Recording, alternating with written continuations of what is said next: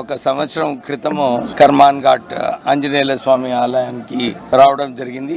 ఆ రోజు కూడా పూజలు చేసుకునేటప్పుడు అందరు కూడా ఇదే చెప్పినారు, సార్ ఈ దేవాలయం చాలా శక్తివంతంగా దేవాలయము, దీంట్లో ఏది మొక్కుకున్నా గానీ ఫలితాలు వస్తాయని చెప్పి మా సోదరులందరూ కూడా చెప్పడం జరిగింది. అప్పుడు ఎలక్షన్స్ ఉండే, మా కొడుకు పార్లమెంట్ ఎలక్షన్ లో గెలవడం జరిగింది. తర్వాత ఏదైతే మొక్కుకున్నామో ఆ రోజు మళ్ళీ పోవాలని చెప్పి ఈ రోజు రావడం జరిగింది. ప్రత్యేకంగా ప్రజలకు పాలన ఈ రాష్ట్ర ప్రభుత్వం వచ్చిన తర్వాత ఏదైతే పేద ప్రజలకు మేలు చేయాలని చెప్పి ఆలోచనతోని గ్యారంటీ స్కీమ్ ఇంప్లిమెంటేషన్, మనం మొన్న సన్న బియ్యం ఇవ్వడంలో, ఇందిరమ్మ ఇల్లులు ఇవ్వడంలో, మళ్ళీ రైతు భరోసా ఇవ్వడంలో ప్రత్యేకంగా చాలా బీద ప్రజలు 10 సంవత్సరాల నుంచి రేషన్ కార్డులు కావాలని ఏదైతే ఎదురు చూస్తున్నారో అది కూడా రాష్ట్ర ప్రభుత్వము అందరికీ డిస్ట్రిబ్యూట్ చేయడం జరుగుతుంది. ఆర్థికంగా ఈ రాష్ట్రం ఇంకా బలంగా ఉండాలి, ఇంకా ఎక్కువ సేవలు ప్రజలకు చేయాలి.